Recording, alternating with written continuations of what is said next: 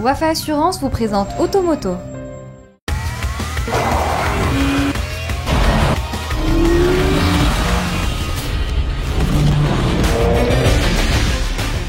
Bonjour à toutes et à tous, bienvenue dans Automoto. Au programme de l'émission. En ce début d'année 2018, Renault Maroc opère un tir groupé en présentant non pas un seul, mais deux nouveautés. Il s'agit des Renault Captur et Koleos. C'est la nouveauté de la semaine.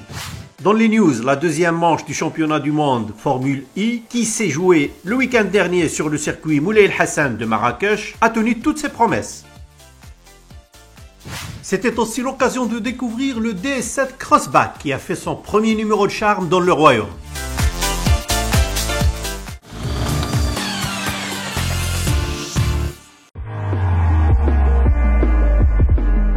Et c'est parti avec le Renault Captur qui se considère comme étant le crossover urbain le plus vendu sur notre marché, avec plus de 3500 unités écoulées depuis son lancement. Cette performance commerciale est tout sauf le fruit du hasard. Fort d'un look affirmé marqué par une signature lumineuse plus élaborée, cette nouvelle génération du Captur hérite d'un programme de personnalisation étendu, d'un intérieur plus valorisant et d'une technologie au diapason. Au rayon mécanique, le frangin de la Clio dispose toujours du 1,5 litre DCI décliné en deux niveaux de puissance, 85 chevaux et 90 chevaux. La version la plus puissante s'associe à la très agréable transmission automatique EDC à double embrayage et à 6 rapports. Le catalogue du Captur donne le choix entre 3 finitions, la Life qui s'affiche à 179 000 dirhams, l'Explore qui exige une rallonge de 16 000 dirhams, alors que la version Intense nécessite une enveloppe de 215 900 dirhams.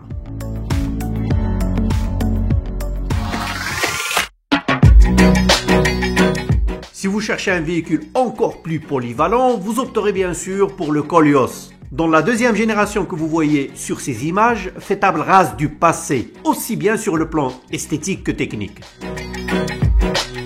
Esthétiquement, il faut avouer que le Koleos mélange les genres en arborant la face avant de la familiale Renault Talisman,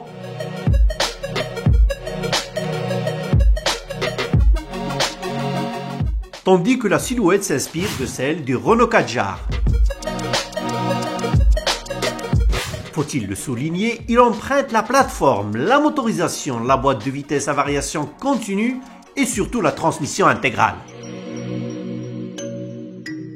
L'habitacle est soigné, cossu et richement doté dès la finition d'entrée de gamme. Ici, on retrouve la large tablette verticale qui fait office d'une interface pour piloter plusieurs fonctionnalités. La Sonoboss disposant de 12 haut-parleurs est un autre legs de la berline. Mais la palme de l'originalité revient à l'étendue de l'espace à bord. Le Koleos propose les places arrière les plus logeables des SUV 5 places. Sous le capot, une seule motorisation est importée au Maroc, à savoir le 2 litres DCI de 175 chevaux et 380 Nm. Il est temps d'évoquer la douloureuse. La version Explore à 2 roues motrices se négocie à partir de 375 900 dirhams, tandis que la finition Intense, qui s'appuie sur 4 roues motrices, réclame 435 900 dirhams.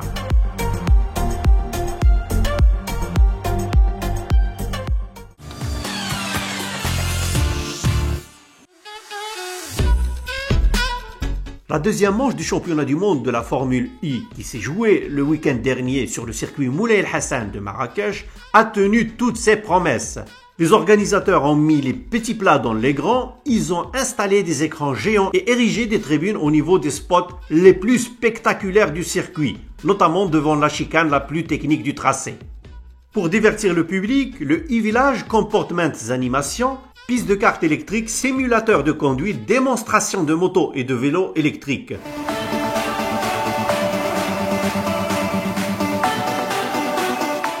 Voilà donc pour divertir le public, alors que la compétition a apporté son grand lot de surprises. Au terme d'une course à rebondissement, le pilote Mahindra Racing, Félix Rosenqvist, a empoché la victoire et pris les commandes du championnat du monde de Formule I.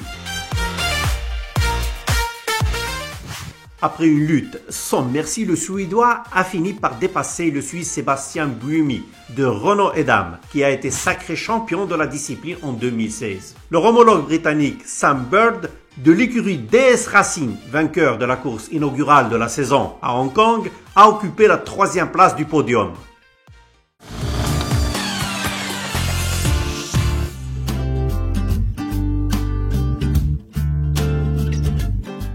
Et puisqu'on en parle, la marque DS a saisi cette occasion pour présenter son tout dernier opus, le DS7 Crossback. C'est l'occasion de donner la parole à Tarafa Marouane, président du groupe Sopriam. Alors, cet événement intervient donc au lancement de la marque DS au Maroc. DS est une marque premium de PSA, donc elle regroupe tout ce qu'il y a d'exceptionnel, d'innovant chez les marques PSA, Peugeot, Citroën. Nous avons également des ambitions relativement importantes sur le marché pour DS, car DS est une marque premium, donc comme je le disais, qui regroupe toutes les innovations technologiques de PSA et le meilleur des marques Citroën et Peugeot. Nous allons également lancer un DS Store et nous aurons une approche très exclusive pour lancer donc cette marque premium au Maroc. La marque DS, créée en 2014 par le groupe PSA, fait référence à l'immense héritage légué par la DS de 1955. Ah, la belle DS, on s'en souvient, cette berline tant convoitée par nos parents constituait à l'époque le summum de l'avant-gardisme. Les DS des temps modernes donnent une belle interprétation du haut de gamme et le dernier né du premium français ne déroge pas à la règle. Ligne épurée, intérieur raffiné et dotation technologique à faire pâlir les meilleures berlines allemandes. Le DS7 Crossback annonce d'emblée les couleurs. Eric Apod, vice-président de la marque DS, nous donne plus de détails sur les particularités de ce véhicule. DS7 Crossback, cette voiture absolument magnifique qui est derrière moi, sera lancée prochainement. C'est la toute première voiture DS de 2e génération qui symbolise cette alliance tout à fait particulière entre le luxe à la française, le raffinement dans les moindres détails. Deuxième innovation, c'est la première voiture française qui est à ce niveau de conduite autonome, conduire sans vous soucier ni de la voie ni du trafic. La signature lumineuse ne manque pas de charme avec des projecteurs full LED adaptatifs pivotant sur 180 degrés. À l'arrière, les feux adoptent un aspect d'écaille rouge qui ne manque pas d'élégance. Avec ses mensurations généreuses, 4,7 m de long pour 1,62 m de large, le DS7 Crossback se veut spacieux pour embarquer 5 passagers et leurs bagages dans un coffre de 550 litres. Alors à l'intérieur, on retrouve bien entendu complètement cette alliance parfaite entre luxe et technologie. Alors quelques exemples, vous voyez cette planche de bord garnie sur des très grandes surfaces. Et vous trouvez toute la console centrale ainsi que la coudoir sont entièrement gainés de cuir. Et puis on retrouve également les mêmes particularités sur des sièges extrêmement larges, extrêmement confortables. Le côté ultra techno avec par exemple devant moi 2 écrans numériques de 12 pouces, un pour le combiné, un pour l'IHM, qui permettent de rouler à nouveau en toute sécurité, en toute sérénité avec le maximum de confort et qui permettent de contrôler complètement la voiture. Et une très grande fierté bien entendu d'arriver au Maroc avec cette voiture qui j'espère marquera son temps partout dans le monde, à commencer bien entendu par le Maroc. Les sièges avant sont ventilés et maçons, le pilotage semi-automatique avec correction de trajectoire et le système de vision nocturne avec détection des piétons. Ajoutez à cela une suspension assistée par caméra et vous obtenez un SUV qui n'a rien à envier à une belle limousine. Sous le capot, le DS7 Crossback abrite le diesel 2 litres de 180 chevaux et le turbo essence 1,6 litre THP qui délivre 225 chevaux. Ces blocs s'accompagnent de la boîte automatique à 8 rapports qui travaille de concert avec l'amortissement piloté.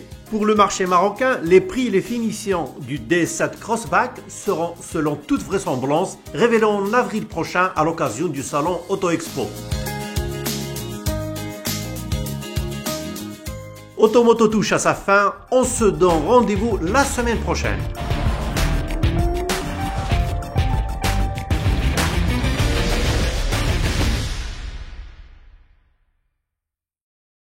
Automoto vous a été présenté par Wafa Assurance.